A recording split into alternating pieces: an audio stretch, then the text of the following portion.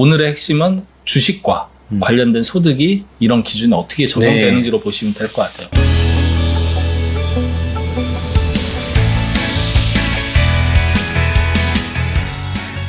문제를 남겨주시면 답은 저희가 찾겠습니다. 요즘에 보면 많은 분들이 주식을 하는 분들이 너무 많아졌고, 그러니까 관련 문의가 너무 많은데 조금 혼동이 있는 부분에 대해서 좀 정리를 하려고 해요. 주식을 거래하시면서 발생되는 건강보험료 관련된 부분, 그리고 저희가 뭐 연말정산이나 이런 걸 하다 보면 이제 기본공제라고 하는데 이게 대상이 되느냐 안 되느냐 조금 말도 어렵고 복잡한데 오늘 이 두 가지 한번 차근차근 풀어가 보도록 하겠습니다. 일단 우리 오늘 얘를 저희를 부부라고 하죠. 일단 여기 남편, 제가 이제 부인을 할게요. 자, 남편이 열심히 직장 생활을 하고 있습니다. 저는 집에서 열심히 가정 전업주부를 하고 있고요. 자, 그러다 보니까 당연히 저는 우리 남편의 건강보험에 피부양자로 등록이 되어 있겠죠. 그렇죠. 보통 이제 소득이 없으면 피부양자로 등록이 돼서 뭐 배우자도 당연히 기본이요, 자녀도 혹은 또 부모님도 소득 요건이 갖춰지면 등록을 할 수 있는데 그 기준 우선 한번 설명을 해주시죠. 피부양자 기준이 2천만 원이에요. 그러니까 뭐 이자, 배당, 뭐 근로, 사업, 기타, 연금 이 소득을 합쳐서 2천만 원이 넘는다. 그러면 피부양자에서 탈락됩니다. 그렇죠. 그러면 이제 지역가입자로 전환되거든요. 뭐 지금 이제 박세무사가 얘기한 거는 이제 소득 기준에 대한 이제 일반적인 내용이고 사실은 뭐 재산 기준도 있고요. 뭐 여러 가지 있는데 지금 보면은 여기에 양도소득에 대한 부분이 빠져 있어요.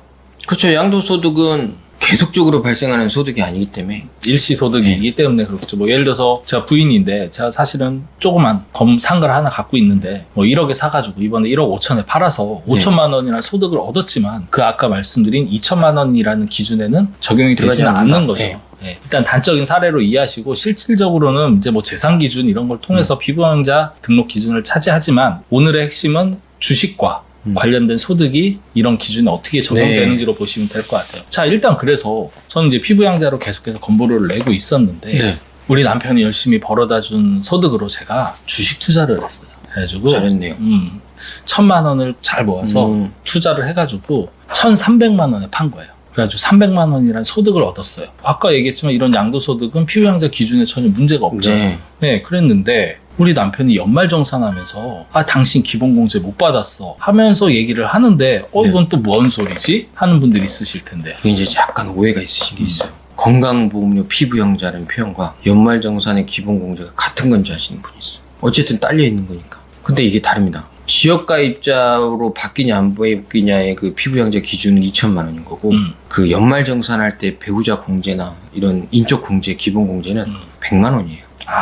소득이 100만 원 이상이 되면 기본공제 대상자에서 빠지는 겁니다. 그래서 빠지신 거죠. 그리고 그 소득이라는 거는 아까 뭐 이제 근로소득이라든지 이런 걸 뿐만 아니라 양도소득도 포함이 되는 거죠. 포함됩니다. 그러다 보니까 이렇게 됐는데 근데 여기서 한 가지 더 나가면 이렇게 이해하시는 분들도 있어요. 에이, 너네 틀렸어. 왜냐면 아까 예를 보면 1,000만 원의 주식을 샀단 말이에요. 그리고 1,300에 팔았습니다. 그러면 300만 원 차익을 얻었죠. 소득이죠.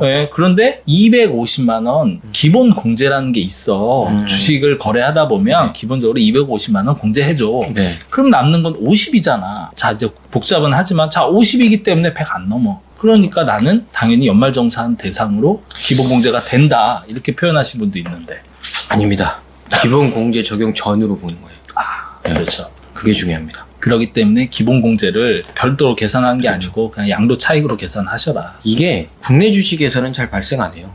세금을 안 내기 때문에. 그렇죠. 그리고 뭐 이자나 배당 받는 것도 2천까지는 괜찮으니까 분리과세라서. 그렇죠. 괜찮은데 이게 해외 주식일 경우에 이런 게 좀 발생하는 거거든요. 그렇죠. 그래서 이제 본인이 특히 이제 주부든 아니면 배우자든 혹은 자녀가 일단 피부양자나 기본공제 대상이었다가 이런 주식 투자를 통해서 때에 따라서 빠져나갈 수 있다라는 부분을 조금 염두에 두셔야 될 것 같고요. 그 다음에 이제 여기서 팁으로 더 나가서 요거를 이제 우리 남편이 주식 투자를 열심히 했어요. 극단적으로 표현을 하죠. 1억에 산 겁니다. 주식을 1억을 투자를 했는데 이번에 팔 때 보니까 6억이 돼 있는 거예요.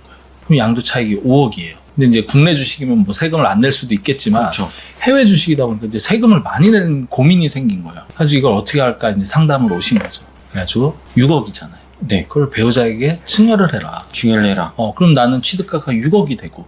그렇습니다. 그리고 6억에 팔면 세금이 없겠네. 양도세는 없겠죠. 이런 구조를 얘기하시는데 과연 가능할까요? 그럼요. 그렇게 많이들 하시죠. 이러다가 이제 그 250을 넘어가가지고 기본공제에서 빠지는 거예요. 일단은 절세 플랜처럼 이렇게 얘기는 했지만 이렇게도 많이 쓰는 거고 이제 구체적으로 이런 걸 실행을 할 때는 사전에 정확하게 이제 전문가의 상담을 네. 통해서 하시는 거고 저희가 뭐 5억, 6억 이렇게 쉽게 얘기했지만 사실 그 금액이 하루에도 뭐 시시각각 변하기 때문에 그렇죠. 뭐 차익이 늘어났다 줄었다 하면서 사실 세금에 대한 부분은 좀 바뀔 수 있기 때문에 정확히 이해하고 액션을 취하시는 게 좋을 것 같습니다. 네. 자, 오늘의 한 줄 평 하신다 그러면 연말정산 기본공제와 건강보험 피부양자 기준은 다릅니다. 저는 주식 투자 세금을 알고 시작하자.